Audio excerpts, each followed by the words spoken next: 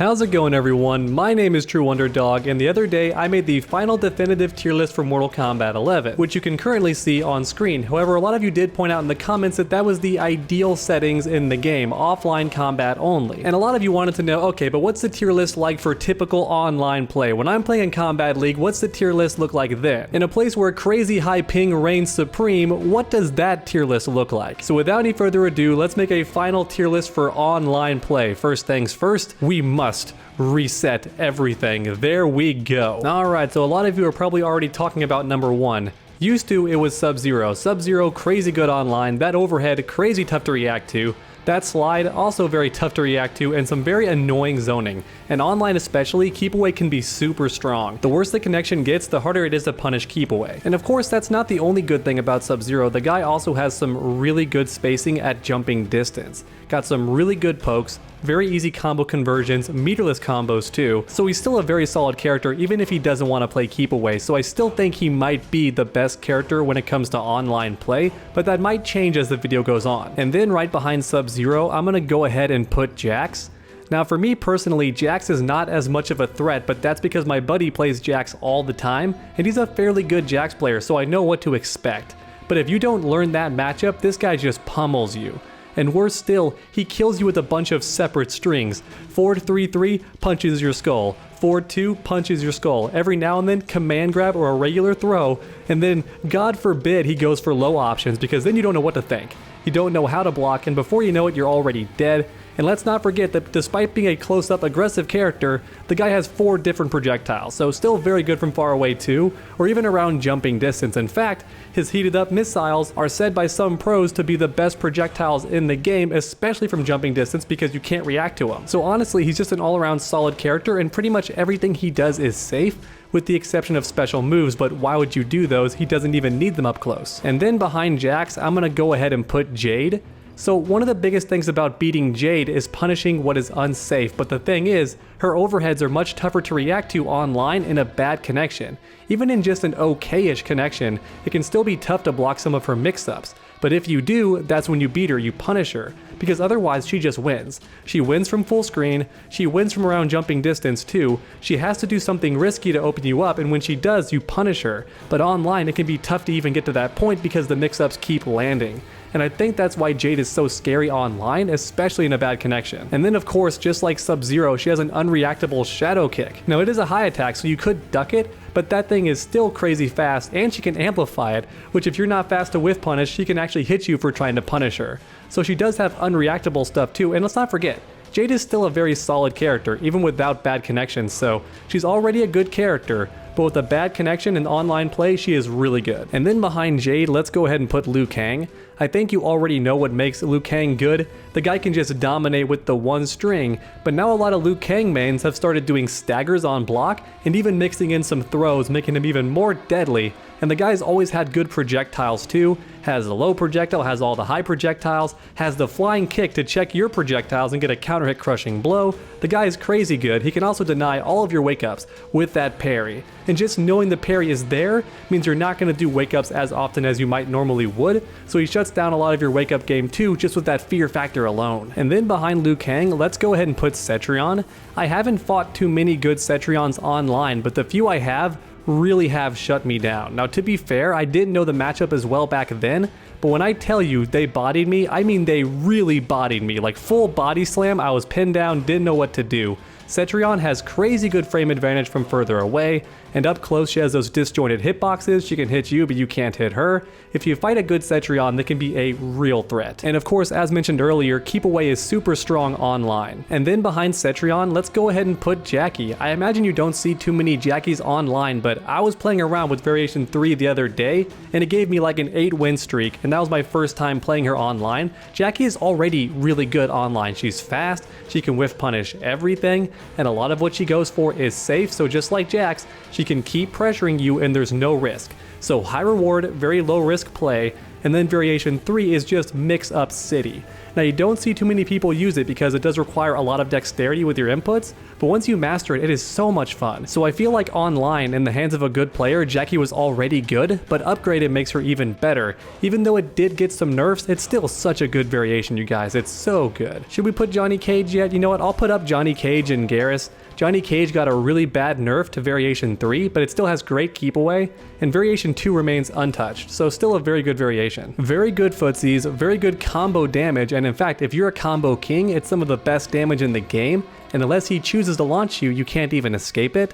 And Geras also got some pretty big nerfs, but I feel like they affect him more offline, in the tournament setting, but even then, I still saw lots of Geras at like Final Combat, and a lot of other high-level tournaments just like that, so I feel like you can nerf Geras all you want, but he seems to always be good regardless. Now, I don't want to jinx him, because I don't want any character to be nerfed into the ground, but Geras seems to always be good no matter what. And you know what, I'm gonna go ahead and take Noob Saibot and put him in front of Jackie. Once again, this is an online tier list, you know, typical online play where the ping can go up and down at random times. This character is just already safe, and he does burst damage. So just like Jax, or just like Jade, the guy can just do burst damage and hurt you, you can't break away. He has some pretty darn good crushing blows too. He has some jumping teleport shenanigans. This is all variation 1, by the way. I don't think anyone uses other variations at this point online, at least not typically, because variation 1 is just so solid. He can amplify that slide and keep himself safe in so many situations. And then if he catches you sleeping, he can do the unblockable ghost ball, which will drain your meter, your offense and defense for a short period of time. So for a while, you just can't escape combos. You also just can only do one wake up. He can severely limit what you can do if he catches you sleeping. So in the hands of a good player, this guy is scary, and even in the hands of a more casual player, he can do some really good damage before you even know what happened. And real quick, I'm gonna go ahead and put Johnny Cage behind Geras. I feel like Johnny Cage has to do a lot more work to get the same damage, and Geras can do the same thing, but it's a lot more straightforward, a lot easier, a lot less thinking, and that's a big deal for online play. The simpler your strategy is, the better it can be. And I think now it's time for a crazy decision, a bit of a more controversial one. How about Kano?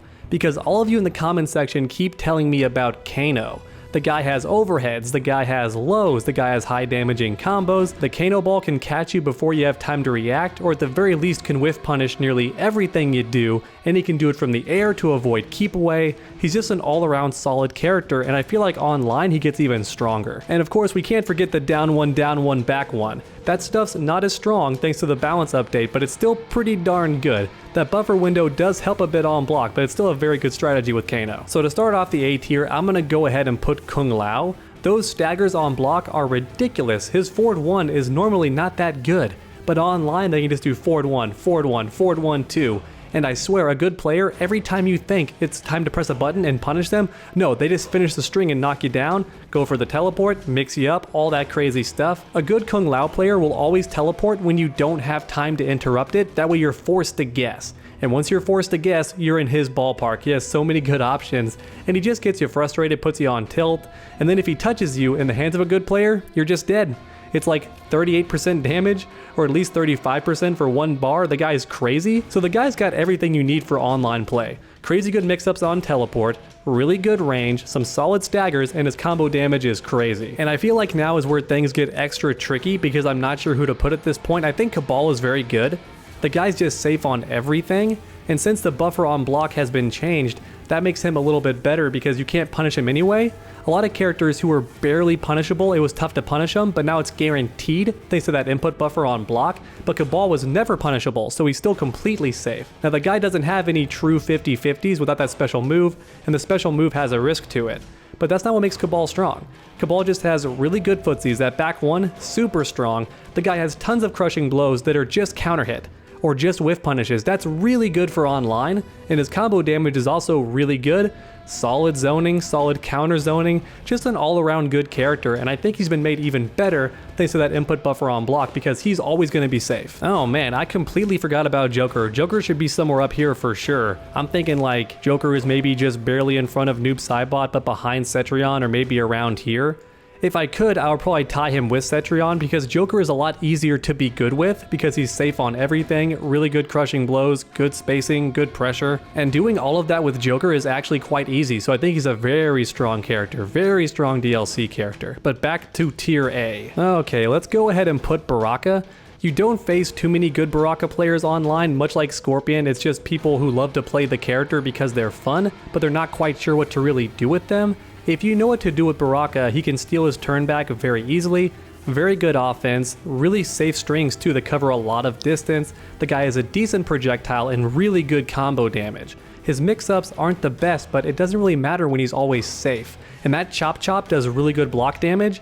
Once again, you don't face too many good Barakas, but if you do, I think he's definitely up here because he's just very low risk with a lot of damage. And then next up, let's go ahead and put Frost. I feel like Frost is just good at every distance, and once again, you don't face too many Frost, but if you fought my Frost, you'd see how easy it is to make her good. What she does is she staggers you on hit, then she makes you block her 2-2. That makes her very plus on block. If you don't know that, she frame traps you and the cycle begins all over again. And if you do ever do a wake up, she has some really good combo damage that doesn't cost bar unless she wants it to. And then after that, in the corner, she has even better damage. And after all of that is said and done, some of the best counter zoning in the game, she beats Geras' sand trap, straight up. She beats Jade when she goes purple, she can still hit her. And then she has the snowballs that she fires at you, which are also really good. She's just dangerous from any distance. I think Frost is very solid. And next up, let's add Shang Tsung. If you fight a good Shang Tsung, especially in Variation 3, I swear it's like you don't even get to play. It's almost like playing Dragon Ball FighterZ. If the Shang Tsung knows what they're doing with their offense, you just never get to do anything except block, and he's going to be throwing you every time he catches you blocking, or he's going to catch you standing with a low, or he's going to land that very rare crushing blow overhead. A good Shang Tsung, you just never get to do anything. He's very strong, especially online. And of course, Variation 1 can shut down any aggressive character. And you know what? I think it's about time we add Scorpion. And Scorpion's a funny character because offline at tournaments you pretty much never see him, but online you still see him somewhat regularly. And I think what scares me the most about a Scorpion player is that I know once they touch me, they have a combo that does a decent amount of damage. They might not know the optimal combo, but they're still guaranteed to get 30% of my health at least, and if they know what they're doing, they can keep me standing the whole time so I can't even break away from it. He has that very cheap overhead low, or even worse, he has the forward 3 into throw, or the forward 3-4, which will catch you with the crushing blow. He has the 2-1-2 to make himself plus, and of course he has a bunch of mix-ups. Now the mix-ups are all reactable, but once you're on tilt, he starts peppering those in, and once again, if he hits you, just a guaranteed 30% once again, and that teleport, while you can duck it, it is so much tougher to punish online, especially if he amplifies. So it's very scary, and a lot of Scorpion players have gotten smart. They're not teleporting anymore, so now they're just playing footsies. They don't need the teleport, and they've learned that. So I think Scorpion online can actually be quite scary. And then behind Scorpion, we have Kotal Khan.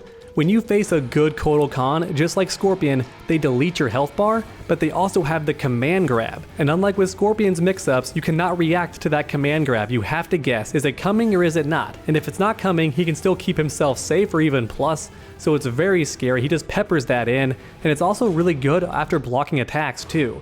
If you do anything minus, he can just go for that command grab, and nothing you do can beat it. You have to jump, which is also very scary. It's a mid. It's a mid command grab that also buffs his damage. He has the parry whenever you're like trying to play keep away, or he has Variation 3, which can also counter keep away as well. Kotal Khan in the hands of a good player online is super scary. And then I think behind him, I'm gonna go ahead and put Collector. Collector can also be very scary online in the hands of a good player because I swear that 4-4-3 is so hard to punish, and for me I started trying to jump punish it, only to learn he can just do the first 2 hits and then nothing, and if you jump he just uppercuts you, and he has one of the best uppercuts in the game, especially online. And then of course the guy has crazy combo damage, a command grab, and a teleport, all of which are much stronger online. So I think online he's pretty scary. He's also pretty good offline, but online he's so much better. And you know what, let's talk about Erron Black. I think Erron Black might actually be in front of these people just due to that back 2 slide mix up and then the acid puddle pressure. I think he might be like just in front of Scorpion, honestly. You don't see too many Erron Blacks online, and when you do, they're not typically that good, but if you fight a good Erron Black, the guy just gets to be safe, and he can also nullify any projectiles you have. So once you get the life lead, you might think, oh, I'll just throw stuff at him. You can't. He'll nullify it and then get guaranteed damage on you by spending 1 bar. So he's pretty scary even from far away. He just counters everything you do. He has the boot drop, he has the slide, and if the connection is bad, those become legit 50-50s. And of course the back 2 is just ridiculous. And his combos are also meterless, so in the hands of a good player online, he's very scary. And now I think it's finally time for Kitana. Kitana got a bunch of buffs. Her only weakness has always been she doesn't have any true mix-ups. She's not going to catch you with a sneaky low or a sneaky overhead. Instead, she has to stagger you, but her combo damage is finally normal now. She's finally getting 30% for just 1 bar, and that bar comes at the end of the combo. You also can't break away as easy as you could before, so she's all around stronger. Her wake-ups still suck, but if you want my advice, you shouldn't do too many wake-ups online anyway, or just in general in Mortal Kombat 11. Wake-ups are when you just have to get the opponent off you and you don't want to block a mix-up of some kind. Otherwise, just block and deal with the pressure. And then for Kitana, even if you do try keep away, she can just get a damage buff, and unlike before, it actually stays around now, so it's much stronger, and she can get easily 35, even 40% damage for just 1 bar. Very scary, and also some very easy crushing blows that are high reward and very low risk. They're either safe on block or very tough to punish.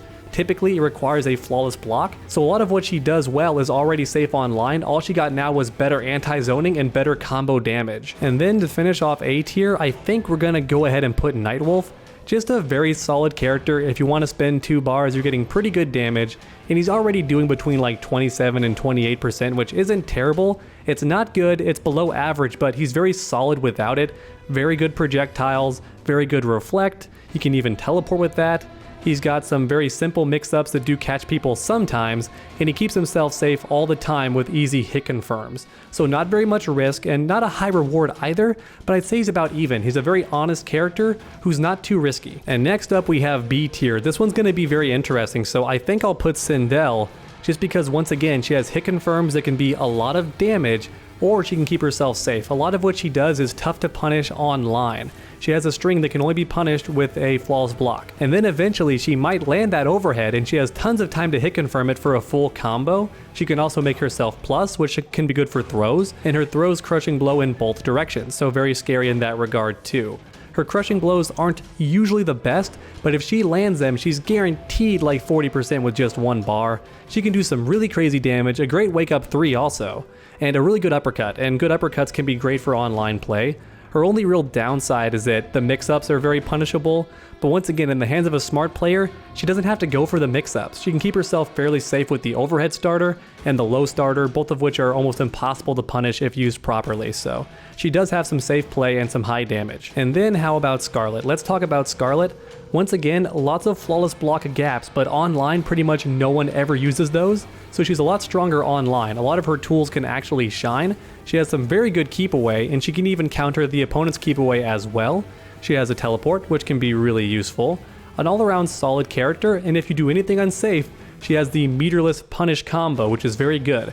Now to be fair, without that, she never gets a combo at all. That's the only annoying thing. She needs that string to get combos, but she can whiff punish you, or she can just punish you straight up on block, and if she does, very easy meterless damage, so that's a plus. And then I think behind her, I'll do Terminator.